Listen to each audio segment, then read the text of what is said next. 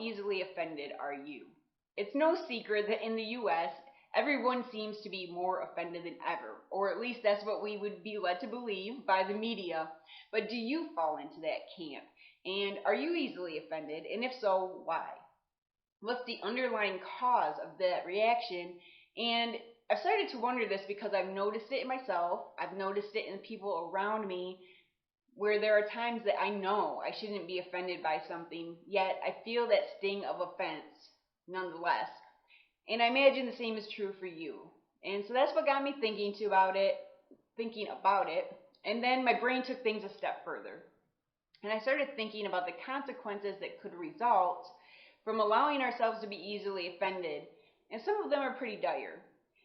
And I'm beginning to realize, too, that the limiting beliefs that cause us to feel offended could be convincing us to settle rather than to live the fulfilling life that we want to live.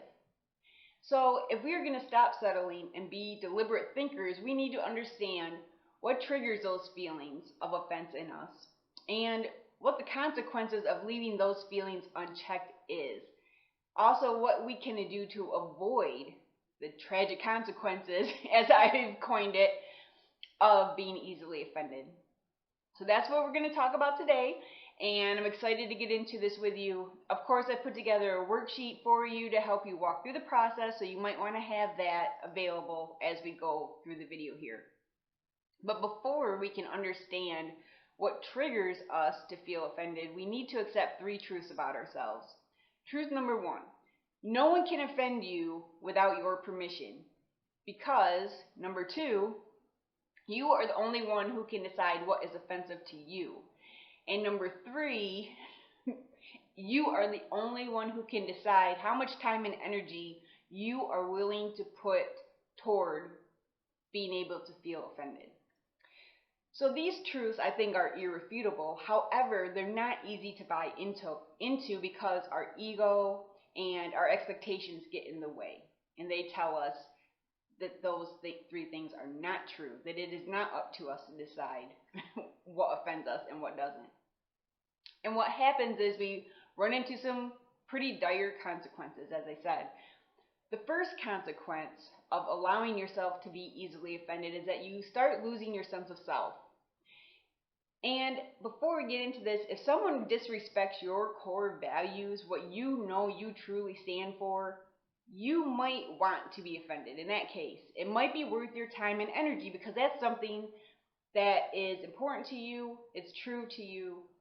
But I think we can all agree that most of the time when we feel offended, that's not the case. We get offended about something we really don't even care that much about if we really were to stop and think about it. And so if it's something we don't even care about, what's triggering this feeling of offense within us? Well, it's our ego, of course. And it's the identity our ego has created based on what we think other people think of us. So we get offended by this perception that we think people have of us because we don't know what our core values are. We haven't taken the time to understand what we stand for. And I talk more about ego in a separate post called The Simplest Way to Conquer Your Greatest Enemy. So if you want to learn more about how that comes into play and how ego affects your identity, check that out. But let's go through a quick example here. So I'm an accountant. I've been an accountant since I was 18 years old. And people expect me to be shy and timid. Now, I mean, sometimes I can be shy depending on the situation, but generally speaking, I'm not. You probably are understanding from watching this. And before I took the steps to really understand myself, though, I would take offense if I heard someone talking about being shy as if it were a bad thing, which, first of all, it's not a bad thing. But I would take offense at that because my ego was telling me that I was shy because of course, I'm an accountant, so I'm expected to be shy, so I must be shy, so that person must be offending me as well. And I allowed myself to be offended even though it had nothing to do with me. Now let's take it one step further. I could also identify myself as part of a group of people, the group of accountants. And this is pretty similar to what I just talked about, but it's a little bit different. Where I could identify, if I prioritize my identity as an accountant over my own identity, I will be offended whenever anybody offends or disrespects an accountant. Because my ego is going to tell me, if you offend one accountant, you offend them all. And of course, this could not be further from the truth. But if you think about it, that it happens a lot in our society, and I especially think of with conservatives and liberals, or however you want to divide the lines there. You know, people think if you offend one liberal, you offend them all. If you offend one conservative, you offend them all. They don't stop to think about, and myself included, we don't stop to think about the fact that that's a very small part of our identity. Just like being an accountant is only one aspect of my identity, and if I had to write a list of all the things I'd like to be remembered for, it would not be very high up on the list.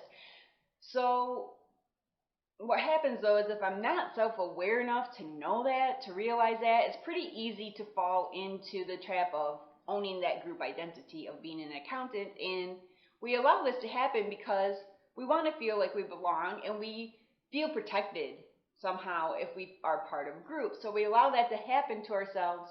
But the tragic consequence is that the more times you allow yourself to be offended based on other people's expectations of how you think they expect you to be, or based on a group identity of some sort, the further you get away from your true self. And one push at a time, you're getting pushed further and further until you've adopted a group mentality. And once you've done that, all sorts of bad things can start happening. So that's what we want to try to avoid. And we avoid that by getting to know ourselves better. And I'll recap that later in the video here too. Okay, the second consequence that can happen if you are easily offended is that you lose your compassion and empathy for others. So we tend to feel like everyone's out to get us. And if you're shaking your head and thinking, I don't feel like everyone's out to get me, I'm sorry, I don't really believe you. I mean, it's possible. There's some people out there, I'm sure, that don't feel that way, but I think the majority of us do because we've been conditioned that way. If you think about the messages that are pumped into our heads every day, you know, like it's a dog-eat-dog world, for example. We're cautioned to not talk to strangers when we're kids, or sometimes adults. We see images, both real people, real life people, and fictional people.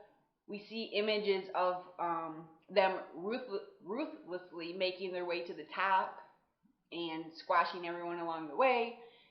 If you watch crime TV and you get drawn into that, you will think there's a murderer and a rapist on every corner. And sure, all of those things do happen, but they're really the exception and not the rule. But if you believe that's how the world is, that's how you're going to see the world, and you'll feel like everyone is out to get you. And what happens is this triggers your offense, because the more you believe that everyone is out to get you, the more you will find offense in their words and in their actions. You will find something to grab onto that says, oh, you're offending me because you said that. And even when it has absolutely nothing to do with you. But eventually, as this goes on, day after day, what happens is you forget to have compassion and empathy for others. You don't stop to think, maybe Amanda was impatient with me today because she's having a really bad day. I wonder if there's something I could do to help her out a little bit. No, what we do typically is we go to, Amanda is driving me crazy today. It has to be because I took her parking spot. I don't know why she's so hung up on having this parking spot, but that has to be why she's impatient with me, and she is being a real bitch. Okay, that sounds crazy, right? When you really think about it, but that's where our brains tend to go because that's how we've been conditioned. We create this alternate reality thinking that this person is out to get us when that could not be farther from the truth most of the time. And the tragic consequence to this is that the more we allow ourselves to be offended based on the belief that everyone's out to get us, the more we distance ourselves from people. And the less chance we have of realizing our potential, really, because, like it or not, we need each other. And another thing to keep in mind, sorry, my phone is ringing here a minute. I have to keep it on in case the kids, I get a call from school. The kids are at school. Sorry. Okay, I wanted to end this section, so I'm talking about the more we distance ourselves from people, the less chance we have of realizing our potential. And something to keep in mind to keep you on track is a quote from Gene Fowler, and he is an American journalist. And he said, "Men are not against you, they are merely for themselves." So whenever you're feeling attacked, repeat that in your head. You can say people. People are not against you, they are merely for themselves. Okay, consequence number 3. You don't have important conversations. And this section, I want to start out with a powerful quote from Jordan Peterson, who you may or may not know, you may or may not like, but he happens to be one of my favorite intellectual sources to go to. And it was a very long quote here, so I've cut parts out of it. But there, in the narrative post, there's a link to the full post, or I guess a link to the video where I got this quote from, if you wanted to know what the whole quote is. But you can't say anything about anything important ever without offending. Important speech about important issues is instantly offensive. When we are faced with important conversations, what we tend to do is we often don't feel prepared for it, so we assume we are going to be attacked, and this triggers us. That's how we are so easily offended. And we tend to then focus on micro issues because they're easier to understand. It's something we feel we have an answer to, and we feel like maybe it's something that's not going to offend anyone else. So we'll focus on a micro issue instead of the macro issue, the big picture, the important issue that we should be talking about. And we see this all the time when journalists ask people questions and they completely change the subject. So that's what I'm talking about here. But it happens in our everyday lives too, if you think about it. So if someone comes up to you and says, "Why are you so grumpy today?" you will instead of saying, "Well, I was hoping to spend some time with you today, and I know we're not going to be able to, and I'm really disappointed, and I really wish you didn't have so much going on so we could spend some time together." And then that will start an important conversation about priorities and whatever.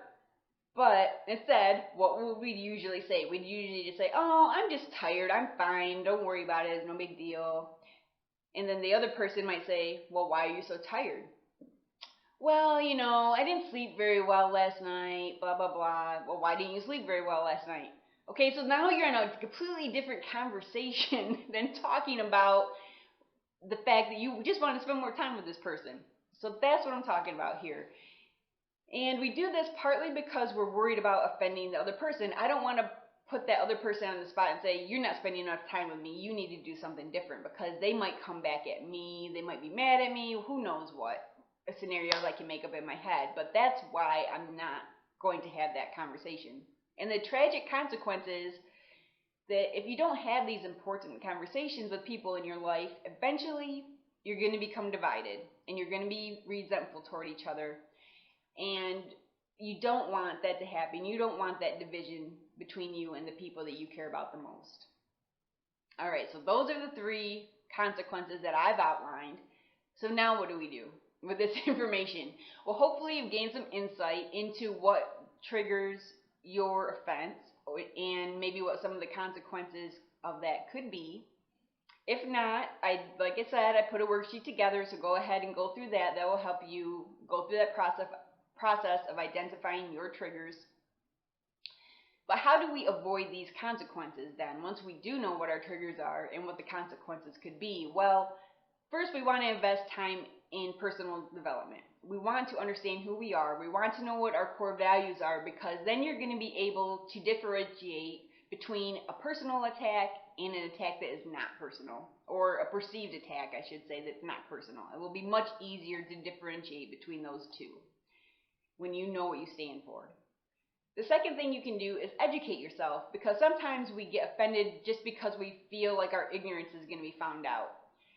And when you realize something is triggering your offense, but you're not sure why, it could be because you don't know enough about the topic. So go ahead and research that topic. Find out a little bit more about it and form an educated opinion so that you can feel secure in your stance on that topic. And when you're secure and confident in your stance, you're going to be harder to offend. And last but not least, Remind yourself that you should not compromise your core values to avoid offending someone. So in the last example of the last consequence, I talked about the fact that we change the subject kind of so that we don't offend anyone. And we don't always want to do that, especially when it comes to our core values. And it's realize it is possible to be sensitive to offending someone and not deliberately offend them. You can be sensitive to that without compromising yourself. And it takes some practice, but it's important. It's something to focus on. So start recognizing what's triggering your offense and then move on to these steps. And until next time, stay curious.